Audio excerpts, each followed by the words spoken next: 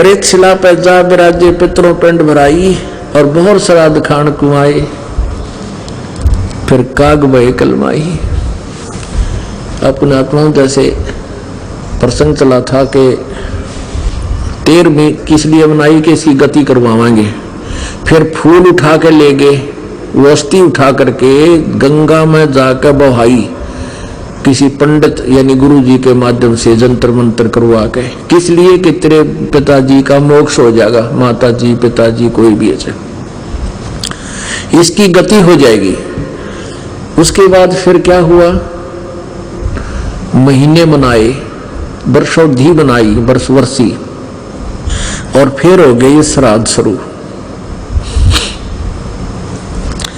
अब श्राद्ध किए, मान लीजिए आपके पिताजी पहले 365 दिन आहार किया करते थे, 365 दिन 2 बार और 3 बार भी खाते थे, चाय पानी भी पिया करते।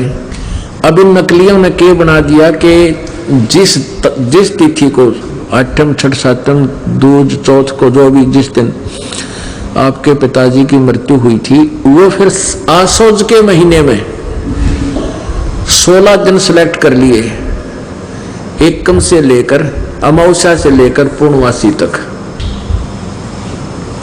इन 16 दिनों में से किसी भी तिथि को मृत्यु हुई हो उसी दिन उसके नाम तय श्राद्ध करवा दे। श्राद्ध कैसे करते हैं, गुरुजी आते हैं घर पे, आप पर रोटी बनाते थे पहले वो, क्योंकि दूसरे न स्वच्छ नहीं मानते थे, और आप अच्छा गिच घी गेरे देसी, आप बढ़िया हलवा ठोके, बढ़िया खीर बनावे खूब दूध की। और वो क्या करते थे, कहते थे पहले थोड़ा सा निकाल कर उस भोजन में से कहते ऊपर रख दो, परिवार वालों को कहते थे छत पर रखाओ, और फिर कहता देखना कौवा आ गया और भोजन खा गया, तुम्हारे पिताजी हो सकता कौवा बन गए हो, कौवा बन गए हैं और कौवे ने भोग लगा दिया तो तुम्हारे पिताजी को भोग लग गया, यानी ये तेरा पिताजी कौवा बन गया।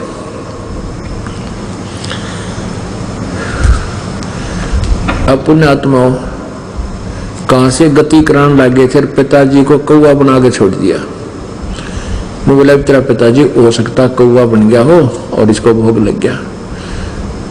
अब श्राद्धों के दिनों देखे सबके घरों पर कौवे मंडराते दिखेंगे, और जो घर पर कौवा ना हो तो नुके बाहर रखा कि तो कौवा ने खुआ का, जब तेरे पिताजी हो सकता कौवा बन गया।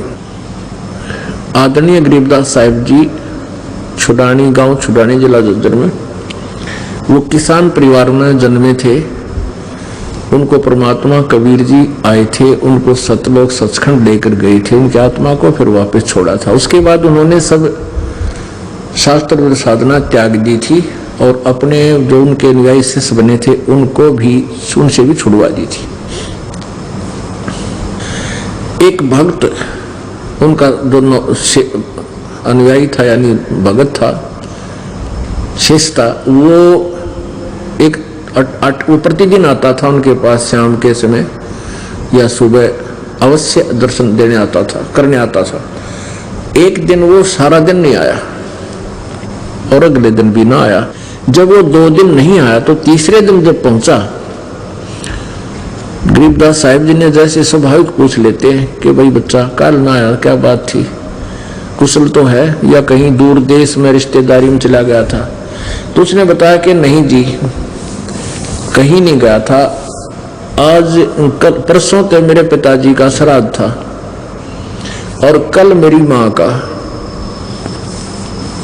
और परमात्मा ने कबीर गरीबदास जी कहा करते थे भी ये पूजाएं ना करो, श्राद्ध शुद्ध मत निकाला करो, इससे कोई लाभ नहीं है। लेकिन नाम तो उस एक ने ले रखा था, घर वाले मानने नहीं, गढ़ा दबाव दे दिया, तो वो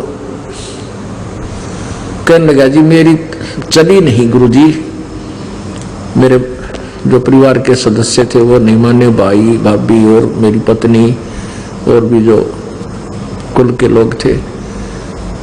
परमात्मा बोले बेटा ऐसे कोई लाभ तेरे को होगा नहीं, गुरु की आज्ञा का पालन करना चाहिए।